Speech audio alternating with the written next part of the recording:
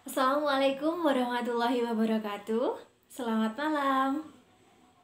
Perkenalkan, nama saya Rati Aviana Rahayu Saputri, mahasiswa Prodi Pendidikan Agama Islam semester 6, Fakultas Ilmu Keislaman Universitas Islam Raden Rahmat Kepanjen Malang. Di kesempatan kali ini, di kesempatan yang sangat berbahagia ini, di malam-malam ini, malam Jumat ini, saya akan membagikan sebuah pengetahuan. Jadi materi yang berisikan tentang pengembangan kurikulum. Yang akan saya bahas di sini yaitu pengembangan kurikulum di tingkat sekolah. Jadi pengembangan kurikulum itu mulanya ada makro dulu. Yang pertama makro ini nasional, jadi di tingkat yang mengembangkan pemerintah. Oke. Yang kedua, dari makro itu sendiri nanti turun ke tingkat institusi. Institusi ini sekolah-sekolah, dan sekolah juga ada beberapa tingkatan nanti. Lalu setelah itu ke bidang studi, pengembangan kurikulum bidang studi atau mata pelajaran. Yang selanjutnya pengembangan kurikulum di pembelajarannya di kelas itu sendiri. Jadi ada beberapa pengembangan kurikulum. Tapi yang saya tekankan di sini, yang digaris bawahi, yaitu pengembangan kurikulum di sekolah. Oke. Bismillahirrahmanirrahim. Jadi yang pertama yang ingin saya sampaikan tentang apa itu kurikulum. Apa itu kurikulum? Pasti sudah sering dengar, sering baca, ada di radio, televisi maupun surat kabar, koran, majalah, sering baca mungkin di sosial media, ada di Facebook, Twitter, WhatsApp, dan masih banyak lagi. Jadi kurikulum, apa itu kurikulum? Kurikulum adalah salah satu komponen pokok aktivitas pendidikan dan merupakan penjabaran idealisme, cita-cita, tuntutan masyarakat, dan kebutuhan tertentu. Nah, di sini ada penjabaran idealisme. Jadi idealisme di sini dalam arti lembaganya, lembaga pendidikannya, bukan dari pemerintah tertinggi. Pemerintah tertinggi di sini yang dimaksudkan adalah Menteri Pendidikan. Oke, ada pengertian lain tentang kurikulum secara etimologi. Kurikulum berasal dari bahasa Yunani. Ada dua kata, kurir dan kurere, yang diartikan jarak yang ditempuh oleh pelari gitu.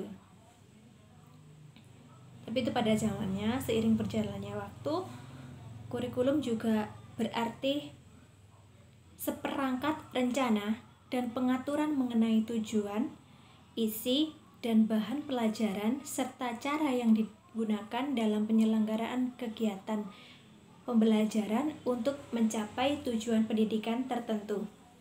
Oke. Jadi masih banyak lagi tentang pengertian tentang kurikulum ini tadi. Ada yang mengatakan kurikulum itu pedoman. Ada yang ngomongin kalau kurikulum itu komponen pokok dari aktivitas pendidikan. Ada yang ngomong kurikulum itu rencana, seperangkat rencana. Lalu apa bedanya sama silabus? Apa bedanya sama RPP? Apa bedanya sama Prota, sama Promes? Jelas berbeda. Karena kurikulum disusun oleh yang pertama tadi, dikembangkan atau disusun oleh tingkat makro, yaitu nasional. Di sini yang dimaksudkan pemerintah. Tuh. Oke. Jadi saya menyimpulkan pengertian dari kurikulum kurikulum itu sendiri, yaitu sebentar. Kurikulum merupakan salah satu alat untuk mencapai tujuan pendidikan, sekaligus merupakan pedoman dalam pelaksanaan pembelajaran pada semua jenis dan jenjang pendidikan. Jadi kurikulum ini rohnya pendidikan. Bisa dibilang seperti itu. Rohnya lembaga pendidikan itu ya kurikulum. Pokok, pedoman, acuan, dasar, landasan dari pendidikan adalah kurikulum. Jadi begitu pentingnya dan sangat berperan penting bagi dunia pendidikan. Oke. Selanjutnya yaitu peranan dari kurikulum bagi dunia pendidikan. Menurut Umar Hamalik tahun 1990 terdapat 3 jenis peranan kurikulum yang dinilai sangat penting. Nah, ini saya dapatkan di buku ini. Konsep dan model pengembangan kurikulum dengan pengarang Zainal Arifin, MPD. Oke. Ada 3. Yang pertama, peranan konservatif. Yang kedua, peranan kritis dan evaluatif. Dan yang terakhir, peranan kreatif. Kita kupas satu persatu. Peranan konservatif, kalau dari bahasanya konservatif. Apa itu konservatif?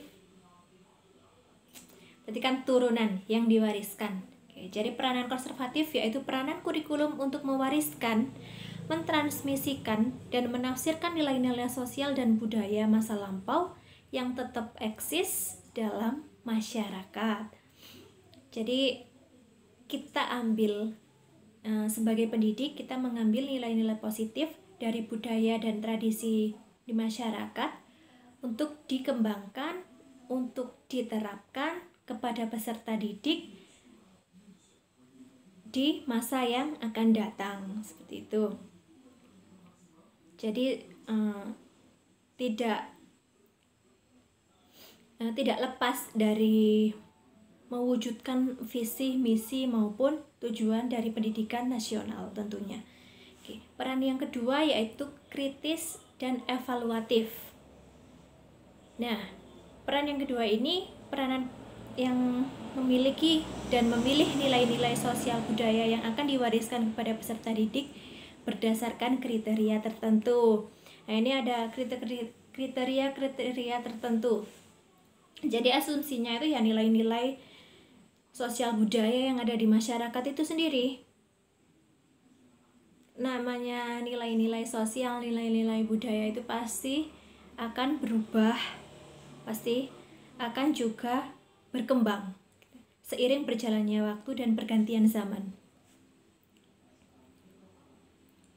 Jadi perubahan dan perkembangan nilai-nilai tersebut terkadang belum relevan, gitu. Jadi belum relevannya dengan karakteristik budaya bangsa kita sendiri, yaitu bangsa Indonesia. Jadi kenapa kita harus menjadi pendidik yang memang diharuskan bisa memahami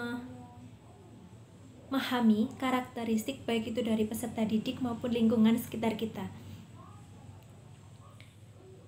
Jadi sebagai peserta didik pun nilai-nilai yang tidak relevan tadi bisa dibuang, tidak usah digunakan, dan kita ambil nilai-nilai budaya baru yang tentunya lebih positif dan bermanfaat tentunya. Jadi jangan sampai peserta didik itu bisa terkontaminasi oleh nilai-nilai budaya asing yang bertentangan dengan Pancasila. Contohnya misalnya budaya Korea, sekarang ada K-pop, terus ada pecinta drakor, terus ada budaya lagi mungkin budaya barat dengan musik-musiknya yang hardcore dan sebagainya. Nah, itu jangan sampai peserta didik kita, penerus generasi bangsa kita terkontaminasi oleh nilai-nilai budaya asing yang bertentangan dengan Pancasila. Oke, peranan kreatif. Nah, ini peranan yang terakhir, kreatif di sini, kalau yang namanya kreatif berarti kita identik dengan muncul-munculnya ide-ide baru, ide-ide cemerlang, gitu ya. Jadi peranan kreatif yaitu peranan kurikulum untuk menciptakan dan menyusun kegiatan-kegiatan yang kreatif dan konstruktif tentunya sesuai dengan perkembangan peserta didik dan kebutuhan masyarakat. Kurikulum harus bisa mengembangkan semua potensi yang dimiliki peserta didik melalui berbagai kegiatan dan pengalaman belajar yang kreatif, efektif, dan kondusif. Oke, jadi dari peranan kreatif ini semua potensi yang dimiliki peserta didik dikembangkan di sini. Setelah ada kritis dan evaluatif, nah di sini dikembangkan di peran kreatif. Jadi peserta didik memang harus dituntut menjadi seorang yang kreatif, tapi kitanya sebagai tenaga pendidik juga dituntut untuk lebih kreatif, untuk bisa memaksimalkan potensi apa yang terdapat pada diri peserta didik kita, gitu. Bagaimana cara kita sebagai pendidik merangsang pola pikir peserta didik kita agar bisa menciptakan sesuatu yang baru sehingga bermanfaat bagi dirinya sendiri, bagi keluarga, bagi bangsa, bagi negara, bagi agama, gitu.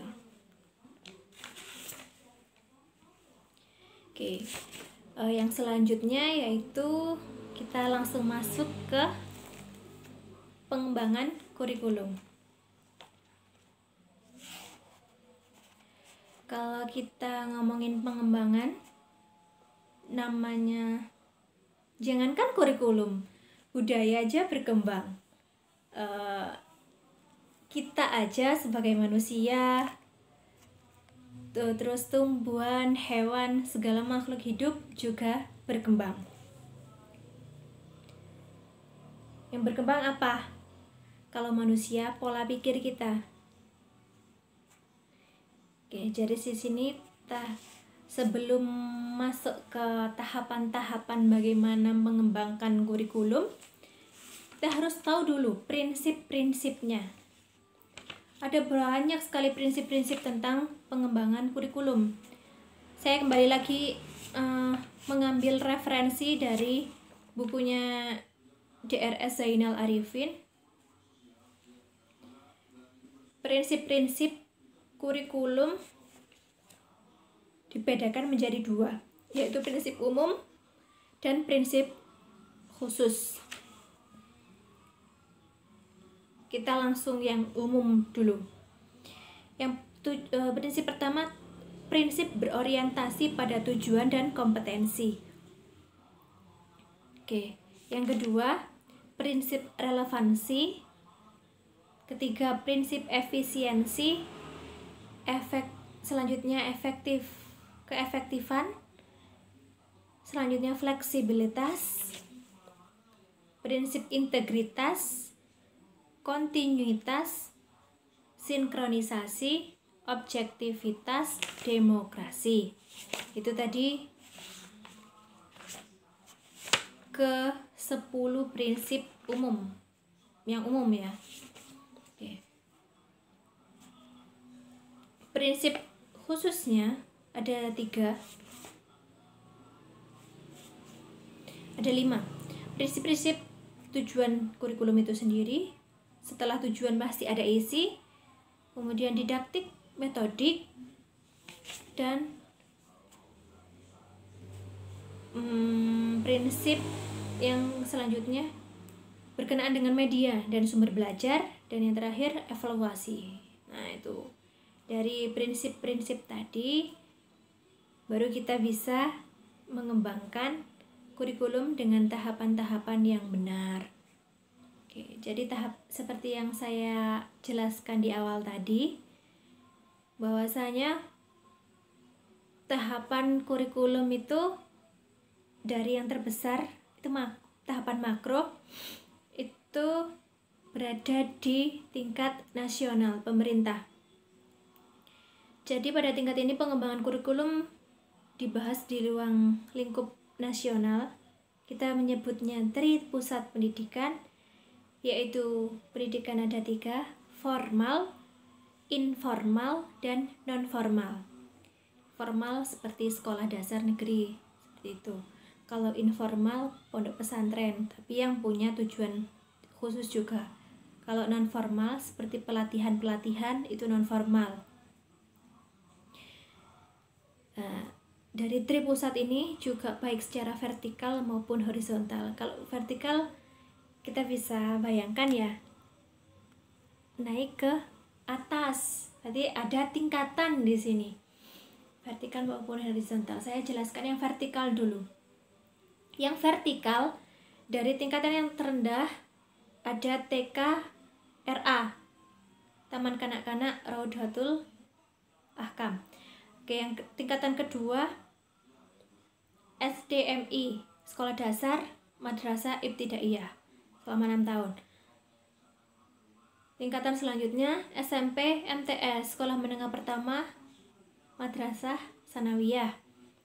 Yang ketiga SMA MA, Madrasah Aliyah dan Sekolah Menengah Atas atau kejuruan yang lainnya. Yang paling tinggi yaitu perguruan tinggi. Jadi ini bertingkat sesuai dengan tahapan pendidikannya.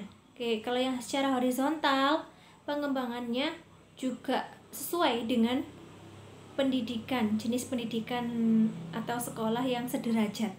Misalnya kalau sekolah dasar ya sama MI, sama program kejar paket A. Kalau SMP ya sama MTS, sederajat dengan MTS sama kejar paket B. Selanjutnya SMA atau MA, dan itu kejar paket C, seperti itu kalau secara horizontal, mendatar atau sederajat. Nah, ini pokok penting dari pembahasan kali ini, pengembangan kurikulum pada tingkat institusi atau sekolah. Jadi, pengembangan kurikulum tingkat institusi atau lembaga mencakup 3 kegiatan pokok. Yang pertama apa?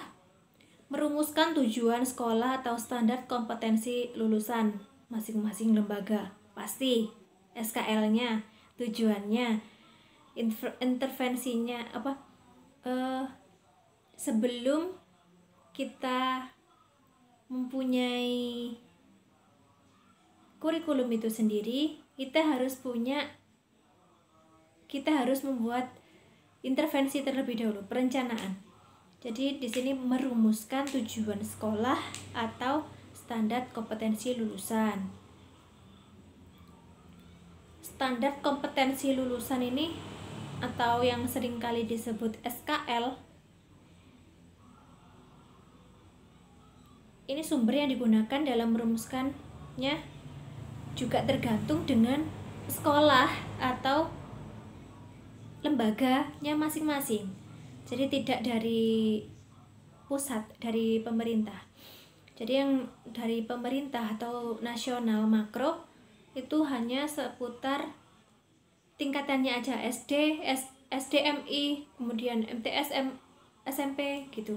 Nah, ini masuk ke institusinya berarti yang mempunyai kebijakan membuat SKL, merumuskan tujuan, yang mempunyai visi misi itu dari lembaganya itu sendiri, seperti itu ya. Oke, jadi itu satu poin yang pertama, kegiatan pokok yang utama. Kegiatan yang kedua, kegiatan pokok kedua yaitu penetapan isi dan struktur program. Oke, jadi masuk ke penetapan isi. Isinya di sini bisa dikatakan materi, bahan ajar, terus mata pelajaran. Nah, itu masuk ke masuk ke pokok yang penetapan isi ini tadi. Jadi penetapan isi itu juga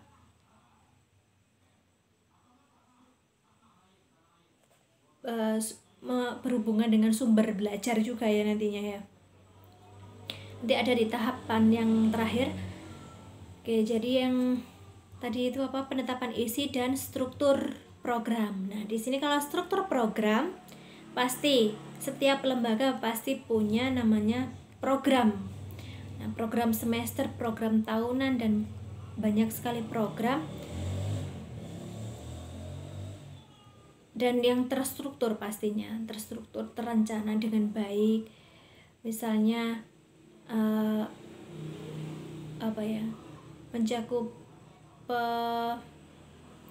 penetapan jumlah, bisa jenis-jenis mata pelajaran bisa masuk di situ, sistem semester, bagaimana dengan alokasi waktu yang diperlukan untuk mencapai suatu kompetensi dasar sehingga bisa mencapai tujuan atau indikator pencapaian kompetensi.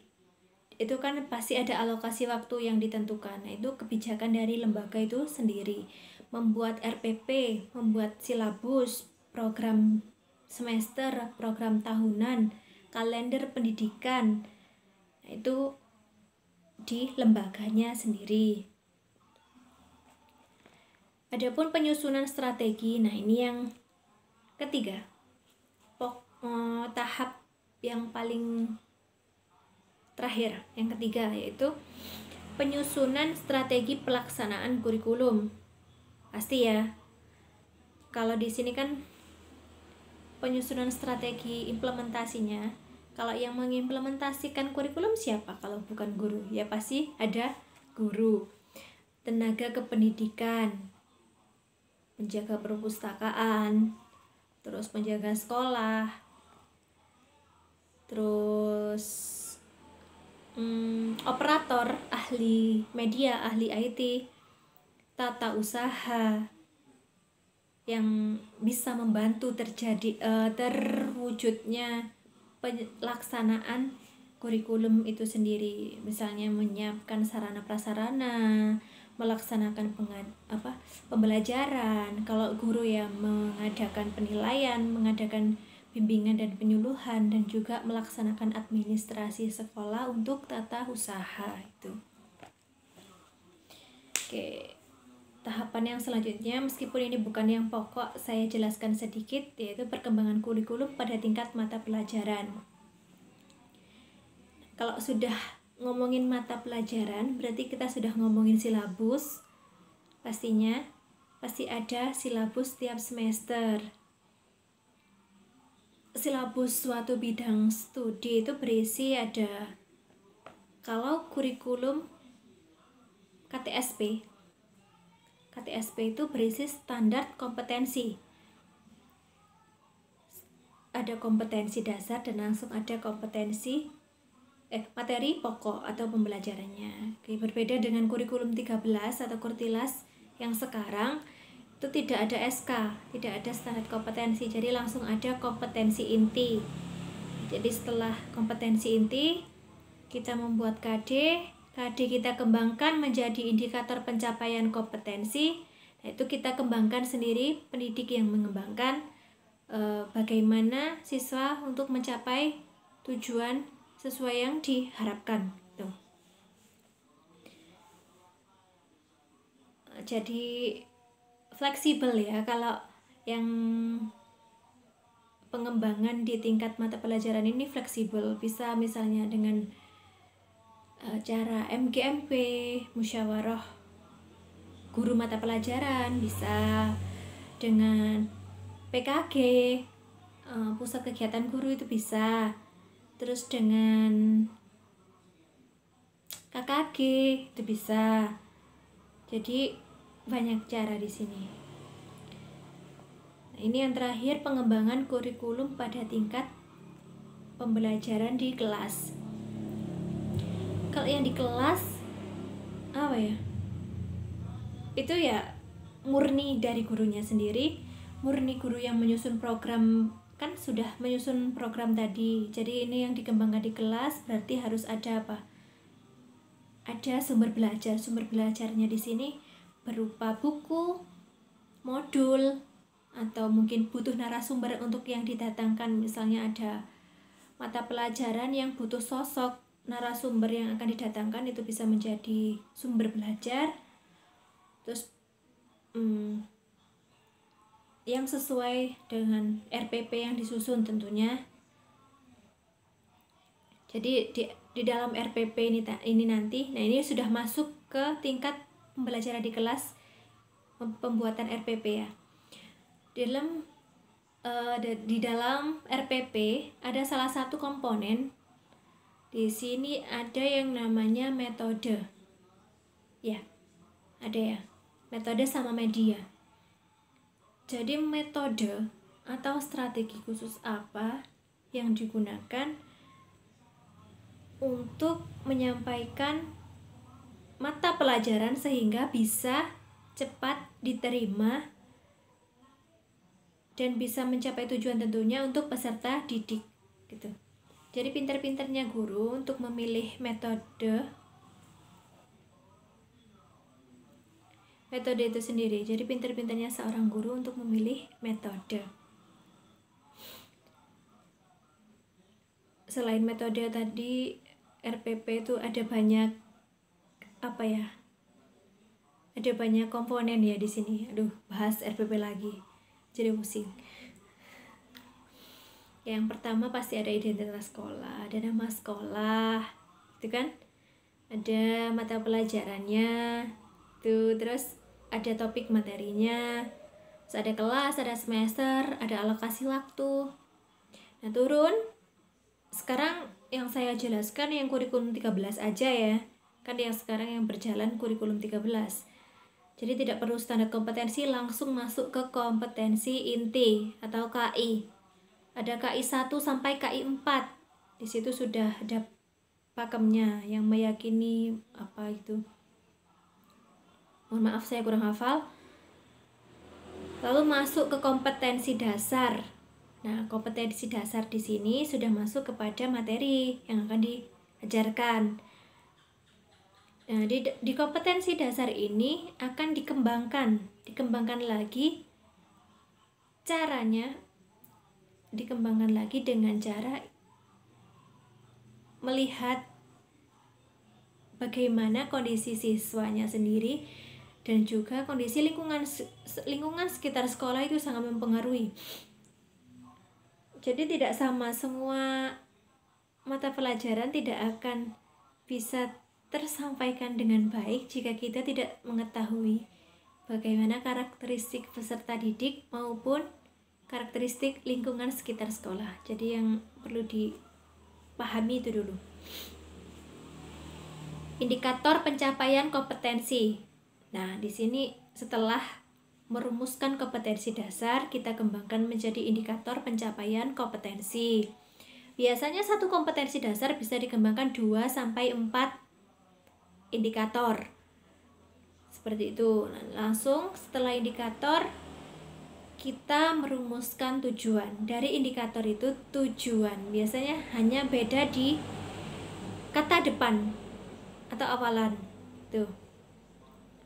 Selanjutnya materi pembelajaran, kegiatannya secara luntut dari pembukaan sampai salam yang akhir.